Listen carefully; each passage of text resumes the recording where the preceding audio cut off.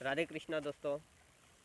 जैसा कि आप सभी जानते हैं, थोड़ी ठंड का समय ज़्यादा है तो इस वजह से मैंने अपने आप को ढक रखा है, परंतु कोई बात नहीं। आप तो अब फेस से भी इसे भी कुछ लेना देना नहीं है।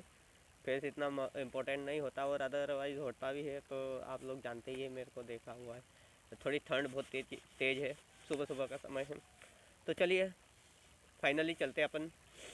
आज भगवद गीता जी के थोड़े से हम महात्म्य के बारे में बातचीत करेंगे। मानी कि भगवद गीता जब चालू नहीं हुई थी या शायद हो भी गई हो, परंतु उस बीच में दो किरदार बहुत महत्वपूर्ण रोल निभा रहे थे, जिनमें श्री महादेव जी और श्री माता पार्वती जी का भी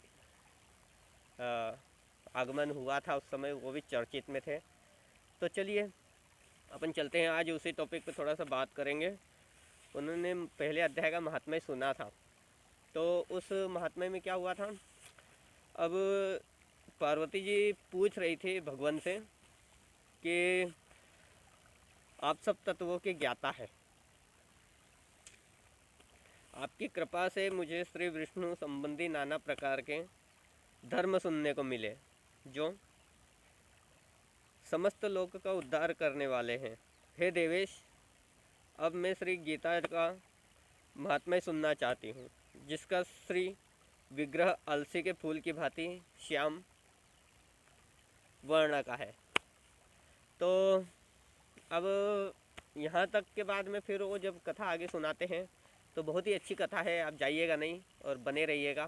थोड़ा सा वीडियो लंबा भी हो सकता है, मैं बीच बीच में चेक भी करता रहूँगा, माफ़ी चाहूँगा मैं। थोड़ा क्या है, कितना याद करना कठिन भी होता है, इसलिए मैं थोड़ा सा देख देख के भी बताऊँगा। तो जब पक्षीराज गरुड़ ही उनके वाहन है,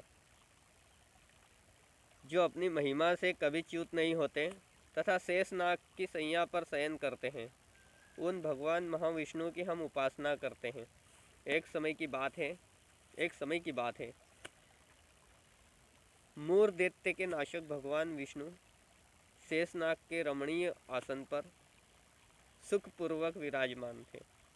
उस समय समस्त लोगों को आनंद देने वाली भगवती माता आदरपूर्वक प्रश्न किया। श्री लक्ष्मी जी ने पूछा, भगवान आप संपूर्ण जगत का पालन करते हैं कि भगवान आप संपूर्ण जगत का पालन करते हैं, करते हुए भी अपने ऐश्वर्य प्रति उदासीन से होकर जो इस क्षीर सागर में नींद ले रहे हैं, इसका कारण क्या है। तो अब भगवान बोले, बेचारे, सुमुखी, मैं नींद नहीं लेता हूँ, अपितु तत्व का अनुसरण करने वाली अंतर्दृष्टि के द्वारा अपने ही महेश्वर तेज का साक्षात्कार कर रहा हूँ। यानी कि अंतर्दृष्टि के द्वारा, यानी इंटेलेक्चुअल प्रॉपर्टी है ना, अपने ही मन का, महेश्वर तेज का साक्षात्कार कर रहा हूँ। देवी, यह वही तेज है जिसका योगी पुरुष कुशाग्र बुद्धि के द्वारा अपने अंतकरण में दर्शन करते हैं तथा जिसे मीमांसक विद्वान वेदों का सार तत्व निश्चित करते हैं। वह महेश्वर तेज एक अजर प्रकाश रूप, आत्मरूप, रोग शोक से रहित अखंड आनंद का पंच निष्पन्द और निरीह तथा द्वैत रहित है। इस जगत का जीवन उसी के अधीन है, मैं उसी का अनुभव करता हूँ। देवश्री, यही कारण है कि मैं तुम्हें नींद सा प्रतीत होता लग रहा हूँ। यानी कि जो अभी वो ऐसे करके बैठे रहते थे, तो वो है ना, अंदर ही अंदर इन सब चीज़ों को देखते हैं, अनुसरण करते हैं, और माता जी को लग रहा था कि वो नींद ले रहे हैं। चलिए आगे बढ़ते हैं। लक्ष्मी माता फिर कह रही थी, ऋषिकेश, आप ही योगी पुरुषों का ध्येय हैं, आपके अतिरिक्त भी कोई ध्यान करने योग्य तत्व है, यह जानकर मुझे बड़ा कौतूहल हो रहा है। तो इस चराचर जगत की सृष्टि और संहार करने वाले स्वयं आप ही हैं। आप सर्वधर्म हैं, सर्वसमर्थ है, इस प्रकार की स्थिति में होकर भी यदि आप उस परम तत्व से भिन्न हैं तो मुझे उसका बोध कराइए। ऐसी माता जी ने पूछा। तो भगवान बोले कि प्रिय, आत्मा का स्वरूप द्वैत और अद्वैत से पृथक है। यानी जो आत्मा का स्वरूप होता है वो द्वैत और अद्वैत से पृथक, भाव और अभाव से मुक्त तथा आदि और अंत में रहित है। शुद्ध ज्ञान के प्रकाश से उपलब्ध होने वाली, शुद्ध ज्ञान के प्रकाश से उपलब्ध होने वाली तथा परमानंद स्वरूप होने के कारण एकमात्र सुंदर है। वही मेरा ईश्वरीय रूप है। आत्मा का एकत्व ही, आत्मा का एकत्व ही मतलब जो आत्मा होती है उसका एकत्व, एकत्व ही सबके द्वारा जानने योग्य है। श्री गीता शास्त्र में इसी का प्रतिपादन हुआ है। मतलब जो गीता जी है, जो श्री कृष्ण जी ने गीता जी सुनाई थी अर्जुन को, जिसमें श्लोक था कि श्रोणी वक्ष्यामि गीतासु, मतलब जो गीता जी होती है ना, श्रोणी वक्ष्यामि गीतासु, गीतासु स्थिति मात्मन, यानी गीता जी में मेरी स्थिति है ना, गीतासु स्थिति मात्मन वक्त्राणि पंच जानीहि पंचाध्याया ननुक्रमात् दशाध्यायाम भुजांश्च, मतलब दशाध्यायाम कौन, 10 भुजाएं है ना, पंचमुख, श्रोणु श्रोणु श्रोणी वक्ष्यामि, यानी तुम मुझे सुनो, मैं क्या कह रहा हूँ, सुनिए मेरी बात को। गीता सु स्थिति मात्मन, मतलब गीता जी में मेरी स्थिति है कैसे, मैं बता रहा हूँ। वक्त्राणि पंच जानी ही, यानी जो बोलने वाली चीज़ है उसको 5 मुख जानो।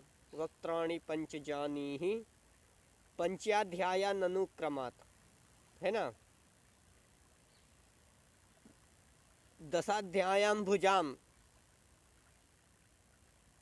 10 भुजाएं, चेक मुदरम, यानी ये उधर हो गया है ना एक, 2 पदाम भुजे, यानी 2 पदाम भुजे हो गए। एवं अष्टादशाध्यायी वाड़मयी मूर्ति रेवेश्वरी, यानी कि 18 ऐसे टोटल 18 चीज़ों की मूर्ति है उनकी बनी हुई योगेश्वरी। और इसमें भी अध्यायों में भी बताया गया है कि 5 अध्यायों के मेरे 5 मुख जानना, 10 अध्यायों को मेरे भुजाएं जानना, 1 अध्याय को मेरा उधर जानना, 2 अध्यायों को मेरे पदाम भुजे यानी पाँव को जानना। ऐसे करते करते 18 अध्यायों में उन्होंने बताई है, और वही योग है। उसमें कौन कौन से योग हैं, अर्जुन विषाद योग है, श्री गीता जी में अर्जुन विषाद योग है, साढ़ंख्य योग है, कर्म योग है, ज्ञान कर्म संन्यास योग है, कर्म संन्यास योग है, आत्मसंयम, जैसे आत्मसंयम योग है, जिसमें एक श्लोक है कि अशंशयम महाबाहो मनो दुर्निग्रहम चलम अभ्यासेन तु कौन्तेय वैराग्येण च गृह्यते, यानी कि अभ्यास की तलवार से तुम अभ्यास करो और दूसरी चीज़ों को छोड़ दो, ऐसा वो आत्मसंयम योग हो गया। फिर एक ज्ञान विज्ञान योग है, मतलब जो 7वां योग है उसमें ज्ञान विज्ञान योग है। फिर 8वां योग हो गया अक्षर ब्रह्मा योग, यानी कि अर्जुन, उसी में भी अर्जुन थोड़ा सा प्रश्न करता है, उसके बारे में अपन थोड़ा समय से चर्चित करेंगे। परंतु अभी जैसे योग है, अब वैसे तो बहुत सारे 18 योग है, मैं कौन कौन से योग बताऊं आपको, आप बोर हो जाओगे। चलिए इसी के साथ थोड़ा सा आगे बढ़ते हैं, और ये सब होने के बाद में फिर वो कहानी तो वैसे बहुत लंबी है, और इसको थोड़ा सा सस्पेंस में भी मैं आगे आगे कहता भी जाऊंगा, कभी कुछ बातें करूंगा, कभी कुछ, पर रहेगी सब भगवत गीता से ही रिलेटेड। तो अगर आपको अच्छा लगता है, मेरी कुछ बातें अच्छी लग जाती है, तो आप प्लीज़ आइए मेरे वीडियो को, बने रहिए, लाइक भी कीजिए, काफ़ी मेहनत लगती है वीडियो बनाने में। और सब्सक्राइब भी कर दीजिएगा अपने दोस्त यार, और जिसको भगवत गीता सुनना अच्छा लगता हो, पढ़ना अच्छा लगता हो, या कोई चर्चा विषय चर्चा में बातचीत करना अच्छा लगता हो, तो प्लीज़ आप मेरे चैनल को सब्सक्राइब कीजिएगा। मेरे चैनल का नाम है भला का उल्टा लाभ। हाँ, वो थोड़ा सोच के बनाया था मैंने। वैसे तो एक दो बार मैंने नाम चेंज भी करा, परंतु मेरे को यही अब ठीक लग रहा है कि भला का उल्टा लाभ, यानी आप ओ सॉरी, लाभ का उल्टा भला। हाँ, ऐसा है, लाभ का उल्टा भला। ये मैंने चैनल बनाया है। क्या है कि लाभ का उल्टा भला ही होता है, तो आप प्लीज़ मेरा लाभ हो जाएगा अगर आप मेरा भला करेंगे तो, थोड़ा सा, या फिर आपका भी लाभ हो सकता है अगर आप किसी का भला करेंगे तो। धन्यवाद। जय श्री राधे कृष्णा। और आप सब लोगों के जीवन में खुशहाली बनी रहे। बहुत बहुत धन्यवाद, आभार आपका मेरे चैनल पे आने के लिए। और आप प्यार बनाए रखिएगा। अगर कोई भूल चूक होती भी है तो नाराज़ ना होइएगा। बच्चा या छोटा समझकर थोड़ा सा दया दया दया का उल्टा भी याद होता है। अगर आप मुझे मेरे बारे में थोड़ा सा याद कर लेंगे तो दया भी कर लीजिएगा। ये मैं थोड़ा सा इस नाम से भी अपने चैनल को बनाना चाहता था, परंतु ये कहीं ना कहीं थोड़ा अलग से मैंने रख रखा है। कभी हो सकता है ज़िंदगी में काम आ जाए। ओके। थोड़ा ठंड का समय ज़्यादा है।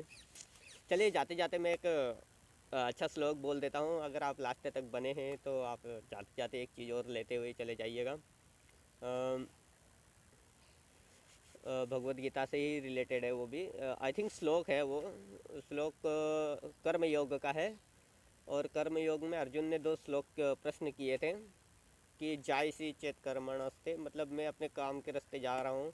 मता बुद्धिर जनार्दनम, यानी तुम मुझे बुद्धि मत दो, है ना। मैं अपने काम करने जा रहा हूँ, तुम मुझे बुद्धि मत दो। ये अर्जुन श्री कृष्ण जी से पूछ रहा था, उस समय कह रहा था, है ना। मतलब उन दोनों के बीच में जब चर्चा हुई थी तो शिष्य तो था अर्जुन, परंतु उसका कहने का तात्पर्य ये था कि देखो, बुद्धिमान तो मैं भी हूँ, अर्जुन भी बुद्धिमान था। वो श्री कृष्ण जी से कह रहा था कि देखो, जायसी चेत कर्मणस्ते, मैं अपने कर्म के रास्ते जा रहा हूँ। मता बुद्धिर जनार्दनम तक्तिम कर्मणि घोरे माम नियोजयसी केशव, यानी मैं अपने रास्ते जा रहा हूँ, तुम मुझे बुद्धि मत दो। मुझे पता है कि मुझे कहाँ जाना है, तुम मुझे वो मत दो। कौन सा कर्म घेरता है फिर मैं भी देखूँ। तो व्यामिश्रेण वाक्य न, यानी अर्जुन कहता है उनको, कृष्ण जी को, अर्जुन में भी थोड़े